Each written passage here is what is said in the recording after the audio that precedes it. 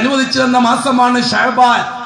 ദുൽഹജ്ജ് റിസാലത്തിന്റെ കയ്യൊപ്പോടെ നമുക്ക് ഇബാദത്തിന് വേണ്ടി നിശ്ചയിച്ചു തന്ന മാസമാണ്.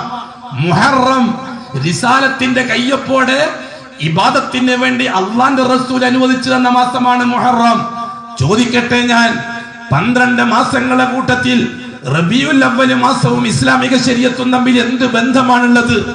ഏത് കാര്യത്തിലുള്ള ബന്ധമാണുള്ളത്? മുഹമ്മദി റിസാലത്തിന്റെ കയ്യൊപ്പോടെ റബീഉൽ അവ്വൽ എന്ന ഒരു മാസത്തിന് എന്തെങ്കിലും ഒരു തരത്തിലുള്ള ഇബാദത്തിന് ഏതെങ്കിലും ഒരു പ്രോത്സാഹനം മുഹമ്മദ് മുസ്തഫ തങ്ങൾ നമുക്ക് തന്നിട്ടുണ്ടോ? മുഹമ്മദ് മുസ്തഫ തങ്ങൾക്ക് ശേഷം ഖുലഫാഉർ റാഷിദ തന്നിട്ടുണ്ടോ? ഖുലഫാഉർ റാഷിദയ്ക്ക് ശേഷം സഹാബത്ത് തന്നിട്ടുണ്ടോ? അത് കഴിഞ്ഞിട്ട് താബിഈങ്ങൾ തന്നിട്ടുണ്ടോ? അത് കഴിഞ്ഞിട്ട് തബഉ താബിഈങ്ങൾ തന്നിട്ടുണ്ടോ?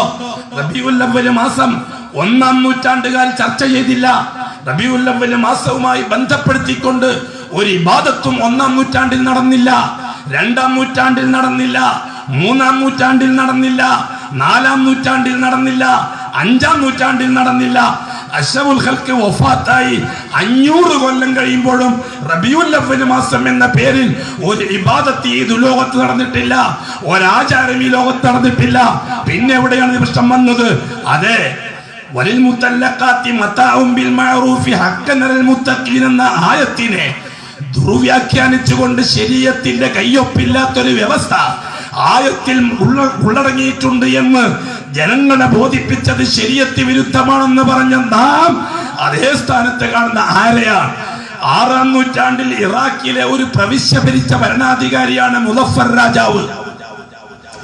മുളഫർ രാജാവിൻ ഇസ്ലാമിന്റെ ആരുമല്ല, ഇമാമല്ല, ഷെയ്ഖല്ല, മുഹദ്ദിസല്ല, മുഹക്കിക്കല്ല, സാധാരണക്കാരായ ജനത്തിന്റെ വികാരത്തെ ചൂഷണം ചെയ്ത് വിശ്വാസക്കുറവിനെയും വിവരക്കേടിനെയും ചൂഷണം ചെയ്ത് രാജ്യം ഭരിക്കുന്ന ഒരു ഭരണാധികാരി മാത്രമാണ് മുളഫർ രാജാവ്. ആ മുളഫർ രാജാവ് അദ്ദേഹത്തിന്റെ മനസ്സില് സാധാരണക്കാരനെ തൃപ്തിപ്പെടുത്താൻ വേണ്ടി ഉണ്ടായ ഒരു ആശയമാണ് റബീഉൽ അവ്വൽ മാസവുമായിട്ട് പരിണമിച്ചത്. എന്താണ് അയാൾ ചെയ്തത്?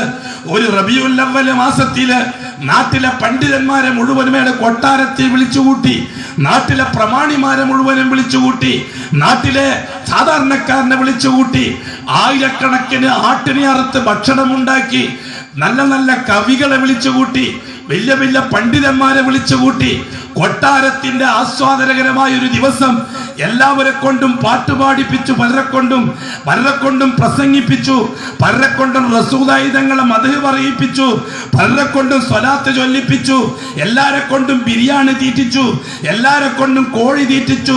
ഇബ്നു ഹജർ തങ്ങൾ അത് വിശദീകരിക്കുന്നുണ്ട് ആഘോഷത്തിന്റെ പൊലിമ. ഈ രീതിയിൽ സമൂഹത്തിനെ റബീഉൽ അവ്വൽ മാസത്തിൽ ഇങ്ങനെ ഒരു കാര്യം ചെയ്യണമെന്നവരെ പ്രേരിപ്പിച്ചത് അന്ന് സുപ്രീം കോടതി ഓതിയ പോലത്തെ ഒരു ആയത്താണ്.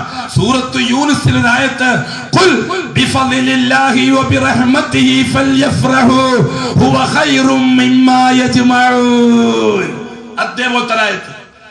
എന്താണ് ആയത്തിന് നിർക്കുന്നതിന്റെ അർത്ഥം? ഖുൽ പറയൂ നബിയെ, നിങ്ങൾ ജനങ്ങളുടെ ഉമ്മത്തിനോട്, ബിഫളില്ലാഹ് അല്ലാഹുവിന്റെ കാരുണ്യത്തിൽ, വബിറഹ്മതിഹി അല്ലാഹുവിന്റെ റഹ്മത്ത് കൊണ്ടും അവന്റെ ഔദാര്യം കൊണ്ടും, ഫൽയഫ്റഹു നിങ്ങൾ റാഹത്താവണം, സന്തോഷവാന്മാരാകണം, നിങ്ങൾ സന്തോഷം പ്രകടിപ്പിക്കണം.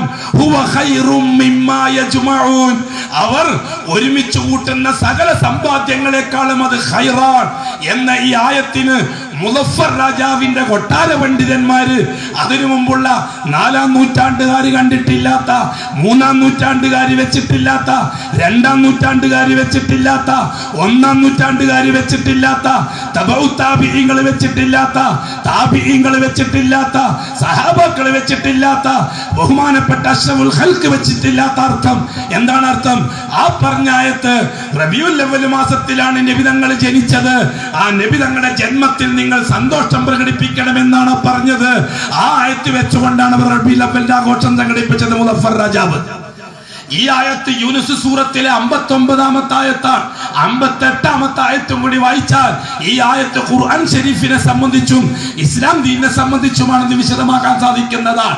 അതിന്റെ മുൻപിൻ ബാക്കികൾ അടർത്തി മാറ്റി ആയത്ത് മാത്രം എടുത്ത് സാധാരണക്കാരന്റെ മുമ്പിൽ വെച്ചു കൊടുത്തപ്പോൾ ഖുർആൻ പറഞ്ഞല്ലേ നബിദിനാഘോഷം നടത്താൻ, ഖുർആൻ പറഞ്ഞല്ലേ മുട്ടായി വിതരണം, ഖുർആൻ പറഞ്ഞല്ലേ പച്ചത്തോരണം കെട്ടാൻ, ഖുർആൻ പറഞ്ഞല്ലേ റോട്ടുമേൽ മൈക്ക് കെട്ടിയിട്ട് സിസ്കോ ഡാൻസ് നടത്താൻ, ഖുർആൻ പറഞ്ഞല്ലേ മുള കെട്ടിയിട്ട് തൂണ് കെട്ടിയിട്ട് മാല കെട്ടാൻ, ഖുർആൻ പറഞ്ഞല്ലേ ബിരിയാണി വെക്കാൻ.